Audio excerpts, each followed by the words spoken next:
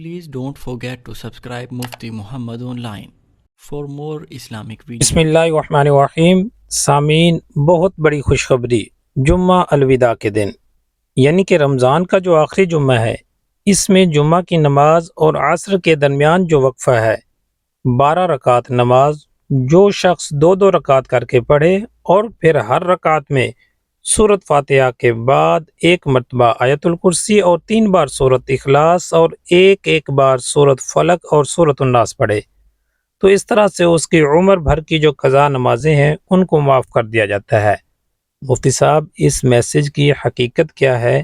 کیا یہ بات واقعی ٹھیک ہے؟ محمد انصر ارائیں چکوال سے۔ دیکھیں، اس میسج کی حقیقت تک پہنچنے سے پہلے 1-2 باتوں کا سمجھنا بہت ضروری ہے۔ یاد رکھیے، موجودہ دور سوشل میڈیا کا دور ہے۔ آج کے زمانہ میں اگر کوئی بات آپ لوگوں تک پہنچانا چاہتے ہیں تو بہت جلد آپ کی بات لوگوں تک پہنچ سکتی ہے، اگرچہ وہ غلط بات ہو یا پھر کوئی صحیح اور سچ بات ہو۔ اب بعض SMS ایسے ہوتے ہیں جو واٹس ایپ، فیس بک یا پھر دیگر سوشل میڈیا کے ذرائع ہیں، ان میں دیکھنے کو ملتے ہیں جو کہ سراسر جھوٹ پر مبنی ہوتے ہیں۔ ساتھ میں ستم ظرفی یہ بھی ہوتی ہے کہ من گھڑت بات لکھ کر نیچے حدیث بھی لکھ دیا جاتا ہے تاکہ دیکھنے اور پڑھنے والا یہی سمجھے کہ یہ نبی پاک صلی اللہ علیہ وآلہ وسلم کا فرمان ہے، اور پھر لوگ اسے دیکھتے ہی فوراً سے بھی پہلے فارورڈ کرنا اپنا فرض سمجھ لیتے ہیں، اور پھر اس طرح سے لاکھوں کروڑوں لوگ تک یہ جھوٹی بات چند لمحوں میں پھیل جاتی ہے۔ اس حوالے سے یاد رکھیے، اس طرح کا کوئی بھی میسج جو من گھڑت ہو اور پھر اس کی نسبت نبی پاک صلی اللہ علیہ وآلہ وسلم کی طرف کر کے بیان کیا جا رہا ہو، آپ بھی اگر اسے بلا تحقیق فارورڈ کر دیتے ہیں تو اس گناہ کے کام میں آپ بھی شامل ہو جاتے ہیں، کیونکہ نبی پاک صلی اللہ علیہ وآلہ وسلم کا فرمان ہے، من کذب علی متعمدا فلیتبوأ مقعدہ من النار۔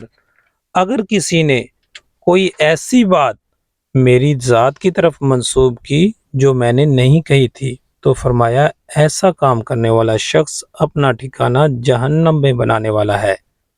لہٰذا ایسا کوئی بھی SMS آپ کے پاس آئے اور آپ اس کی حقیقت سے آگاہ نہیں ہیں تو اسے آگے ہرگز شیئر نہ کریں، بالخصوص جو دینی میسج ہوتے ہیں۔ یعنی لوگ من گھڑت بات لکھ کر کہتے ہیں کہ یہ حدیث ہے، آگے شیئر کرو، 10 لوگوں کو شیئر کرو تو اتنا خوشی ملے گی، اور اگر آپ خدا نہ خواستہ اس میسج کو اگنور کرتے ہیں تو برباد ہو جائیں گے، تو پریشانیوں میں جکڑے جاؤ گے وغیرہ وغیرہ۔ تو ایسے میسج کو فارورڈ کرنے سے پہلے علماء سے تحقیق ضرور کروائیں، کیا کوئی ایسی حدیث موجود ہے؟ پھر اگر وہ حدیث ہے تو آگے شیئر کر دیں، اس سے اجر و ثواب بھی ملے گا۔ مثلا کوئی صحیح حدیث ہے، آپ اگر آگے شیئر کرتے ہیں، لوگ اسے پڑھ کر اس پر عمل کر لیتے ہیں تو آپ کو ضرور ثواب حاصل ہوگا اس کا۔ مگر اس کے برعکس آپ کوئی غلط بات بلا تحقیق فارورڈ کرتے ہیں تو اس پر آپ کی لازمی گرفت ہوگی۔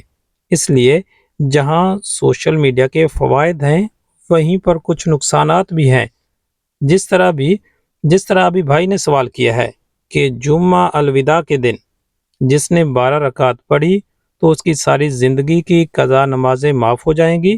تو اس حوالے سے یاد رکھیے، بالغ ہونے کے بعد جتنی بھی آپ کے اوپر قضا نمازیں بنتی ہیں، یعنی کہ آپ نے جو نمازیں چھوڑی ہیں کسی عذر کی وجہ سے، یعنی کوئی بیماری وغیرہ لاحق ہو گئی یا پھر ایسے غفلت کی وجہ سے معاذ اللہ آپ نے بہت ساری نمازیں چھوڑ رکھی ہیں، تو جب تک آپ ان نمازوں کو نہیں پڑھیں گے، ایک نماز قضا نہیں کریں گے تو وہ آپ کے ذمہ ہیں۔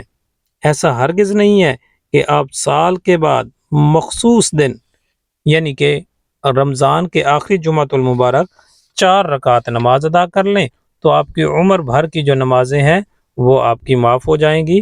ایسا کچھ بھی نہیں ہے، ایسا بالکل یہ من گھڑت باتیں ہیں، یہ جھوٹ ہے۔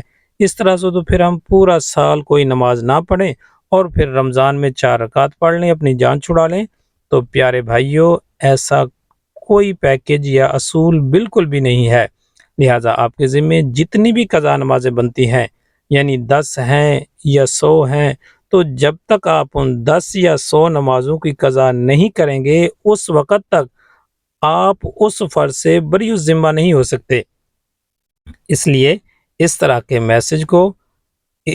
کے میسج کی طرف دھیان بالکل نہ کریں اور اسے آگے فارورڈ بھی نہ کریں۔